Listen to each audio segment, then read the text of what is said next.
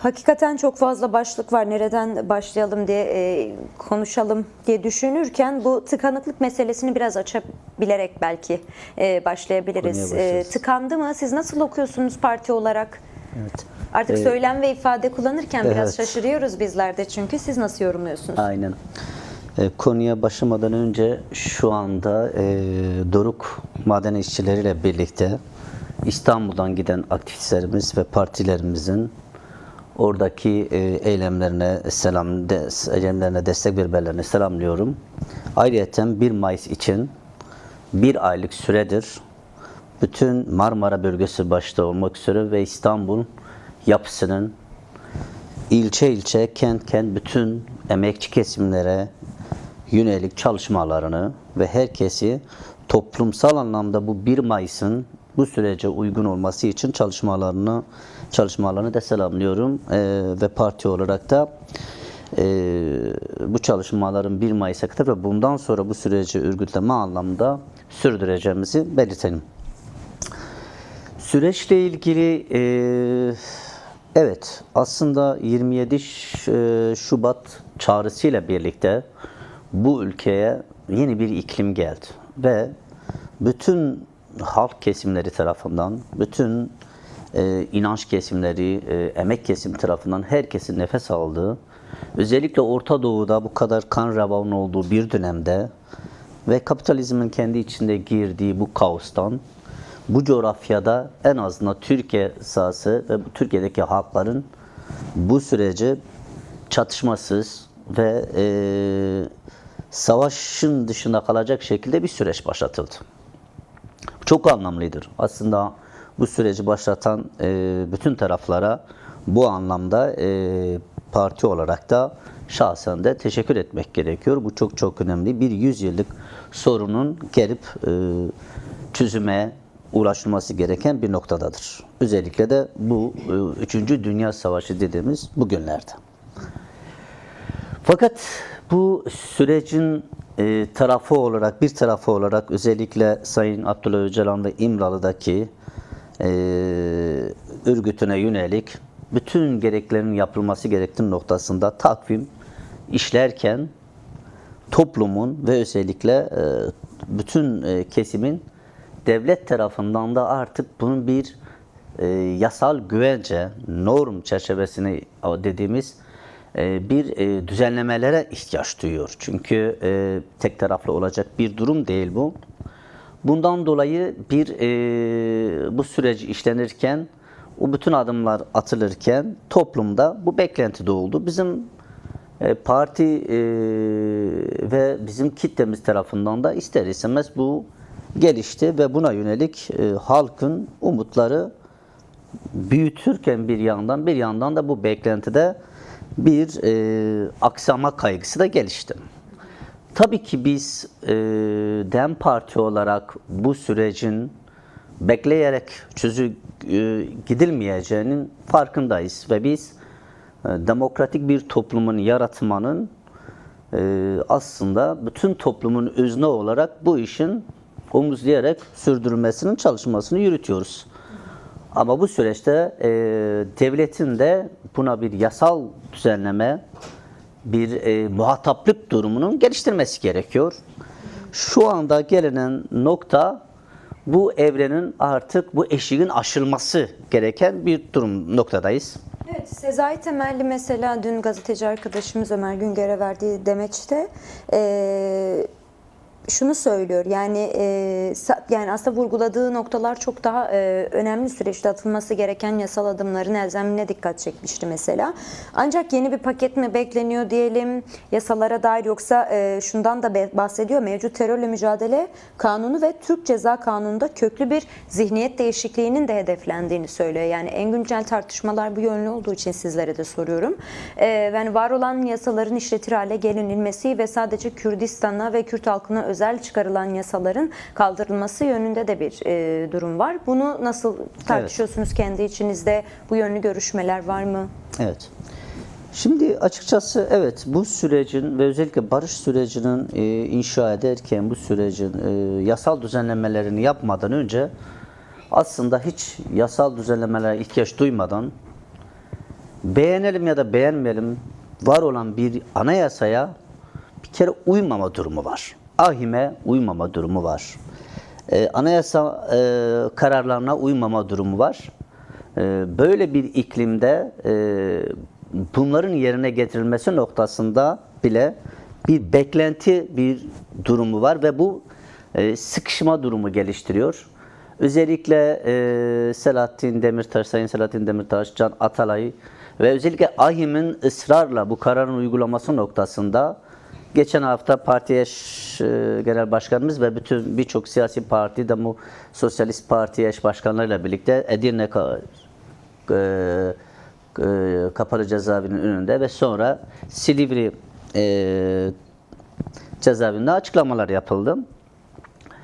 Anayasal düzenlemelerin işlenilmesinden önce mutlaka bu aya en azından Kurban Bayramı'na yetişecek şekilde bu adımların atılması beklentisi toplumda yaygın biçimde artmıştır. Tabii ki süreçle birlikte sürecin çerçevesini, yasal çerçevesini oluşturacak düzenlemelerde mutlaka gelinen bu noktada yapılması gerekiyor. Fakat bugün bu sürecin yürütülmesinde, bu sürecin buraya gelmesinde ve birçok taraftan da işte Bahçeli'den tut, devlet kanatından buna anlam ve değer verirken fakat muhataplık anlamda ve yasal anlamda adım atmakta bir tereddütlük yaşıyor. Bunun tabii Orta Doğu'daki, işte İran'daki savaş, İsrail'deki savaşla bağlantıları mutlaka kendi cephelerinden bir bekle gör politikası vardır. Fakat toplumun, özellikle Türkiye halklarının geldiği nokta artık bunun kaldırılacak bir durumda değildir. Bundan dolayı da biz parti olarak da bu sürecin örmesi noktasında ve buna yönelik bunu zorlayacak, bunu her alanda, bütün yaşam alanlarında bunu iktidara bir baskı aracı olarak gerçekleştirmesine yönelik çalışmalar yapmaktayız. Bu tartışmalar devam ederken ya da bu çalışmalarımız diye söz ettiğiniz şeyler devam ederken bir bütünüyle barış ve demokratik toplum süreci konuşulurken görüyoruz ki emekçilere, sosyalistlere ve sosyalist gazetecilere dönük operasyonlar da devam ediyor. Bir hafta içerisinde arttı mesela. Bu operasyonların hala sürece rağmen devam etmesini nasıl açıklarsınız? Bu çünkü toplumdaki güven unsurunu da zedeleyen bir şey mesela. Nasıl yorumluyorsunuz bunu? Evet.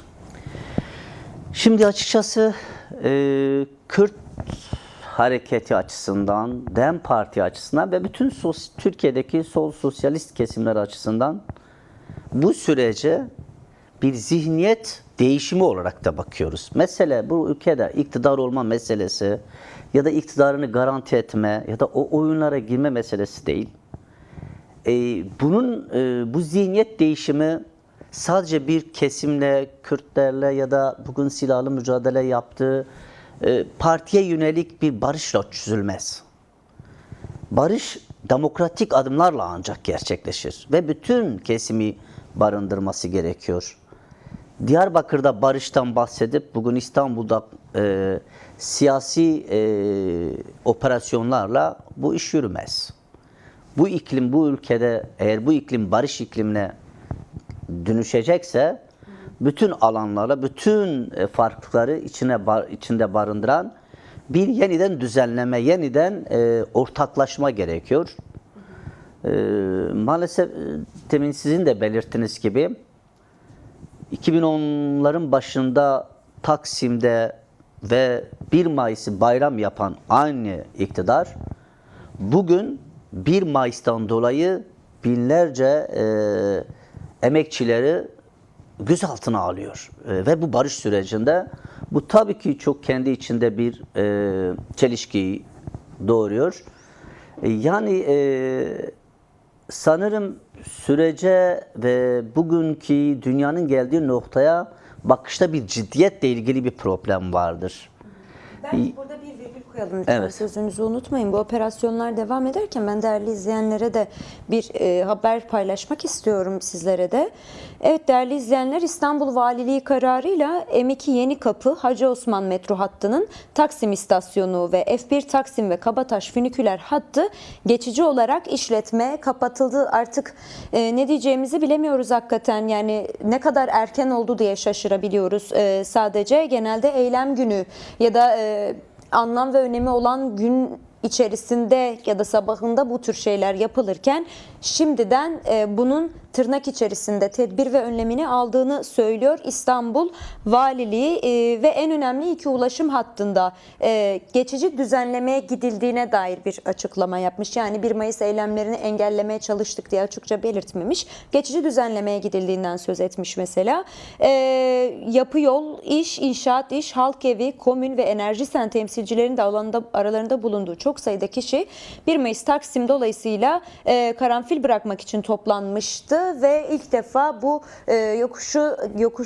Kazancı Yokuşu'nda 1 Mayıs'ta katledilenleri anmaya gidenler de gözaltına alındı. Böyle bir süreç varken hem sizlerin takdirine bırakıp stüdyo konuğuma sormak istiyorum. Yani biraz buradan ele alalım mı? Özellikle evet bir yıldır savaş olmuyor, bir yıldır kan dökülmüyor bir yönüyle, ancak böylesi önemli, terörize edilmeyen sayılı nadir günlerden birisi mesela 1 Mayıs, ama biz bununla karşılaşıyoruz. Bir demokratikleşme vaatleriyle ne kadar örtüşüyor mesela bu durum? Açıkçası çok çelişki gibi görünen bu durum aslında adımların atılmak zorunda kalınan bir noktanın da göstergesidir. Yani bir yandan bu ülkede bütün kesimleri içine alacağın bir süreci başlatıyorsun. Bir yasal düzenlemelerle birlikte bu ülkenin özellikle bu Orta Doğu'daki savaş ortamından uzak bir noktada barış içinde bir süreç geliştiriyorsun. Fakat aynı zamanda dar bir şekilde kendi iktidarına yönelik bütün farklı kesimlere de yaşam hakkı tanımıyorsun. Aslında bugünkü bu baskının nedeni de bütün toplum kesimlerde, bugün şu anda Ankara'daki işte Doruk maden işçilerinin eyleminde olduğu gibi gelinen bir eşiğin artık taşınamaz bir noktası olduğu için bu önlemler alınıyor. Bugüne kadar kendilerinin bu iktidarda olduğu, yani bu cenahın iktidarda olduğu bir dönemde bayram olarak kabul edilen 1 Mayıs'ı bugün bir tehdit olarak görme noktasına gelmesi aslında kendisinin yıllardır bu ülkede yapmak istediğiyle kendilerinin söylemiyle bir çelişme durumudur. Yani emekçiden, işçiden, halktan, öğrenciden korkmak psikolojisi kendisinin aslında geldiği noktanın da bir sonucudur.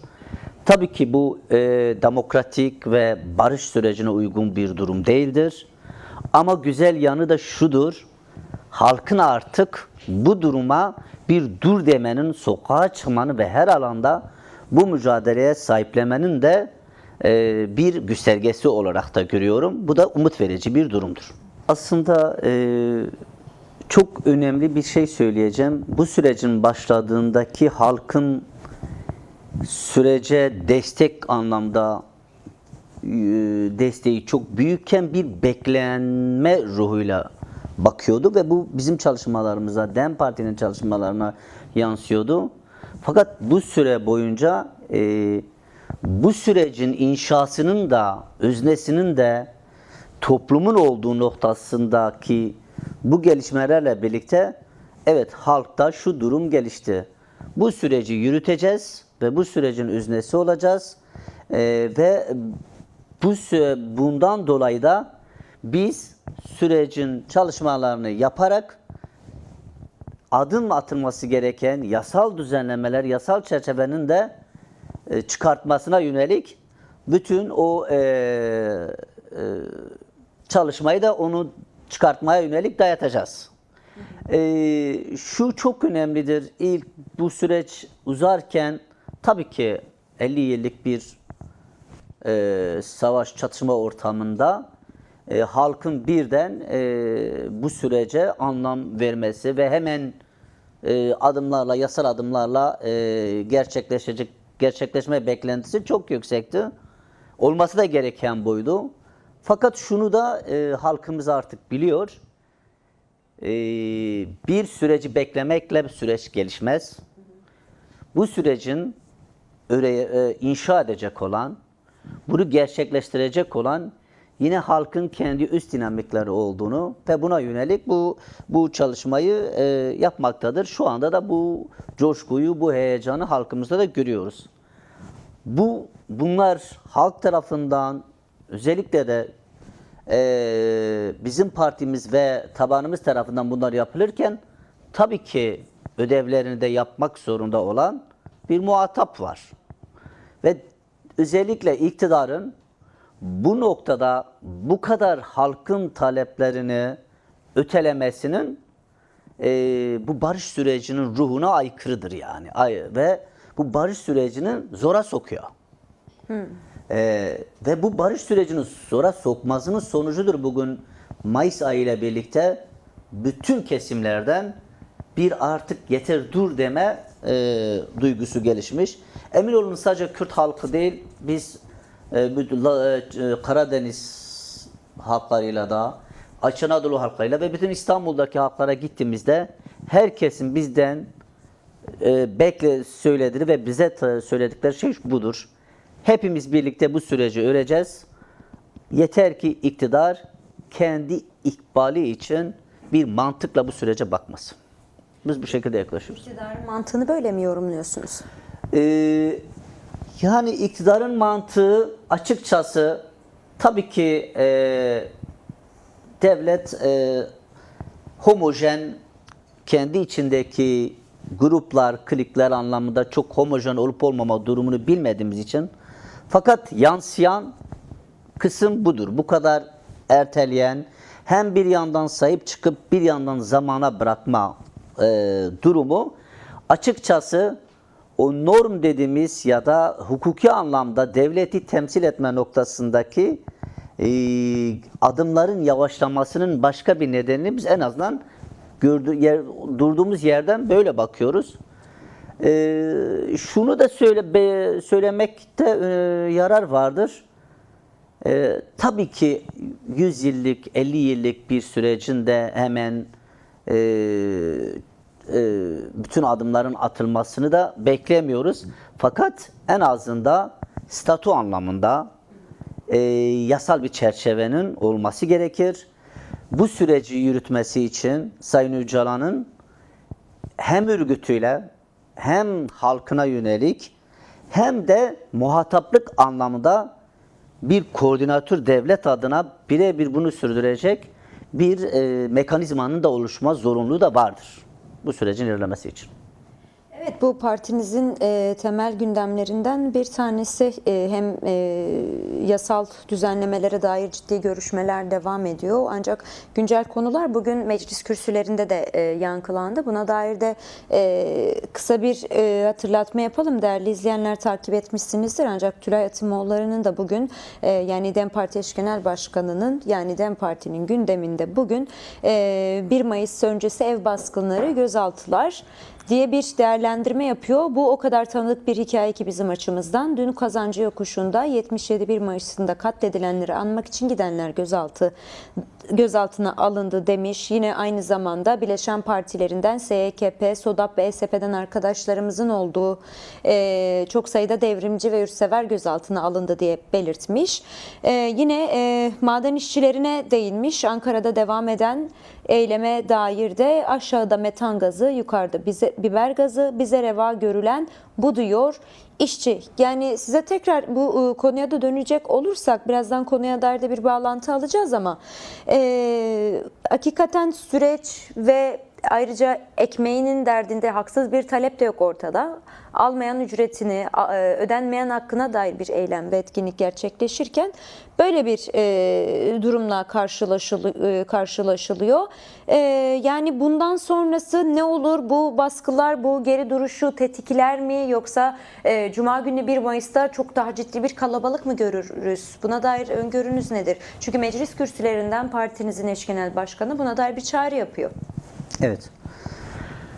Yani aslında biraz önce de belirttim, bütün bu baskıların bir anlamı da aslında tabandan, halktan artık beklenti içinde ve halkın bunu zorlamanın bir göstergesi olarak da devlet bu sert yöntemini kullanıyor. Evet, gelinen noktada artık bu şekilde gidilmeyeceği bir durum gelişmiş ve halkın her kesimi artık, yani çiftçisinden tut emekçisine kadar, memuruna kadar, çalışana kadar, öğrencisine kadar, emeklisine kadar artık yaşanılmayacak ve kendi yaşamını idame edecek bir durumun kalmadığından dolayı herkes her alanda buna yönelik bir örgütleme içinde ve bu da ister istemez iktidarı ürkütüyor. Evet. Böyle bakmak gerekiyor. Evet değerli Şen.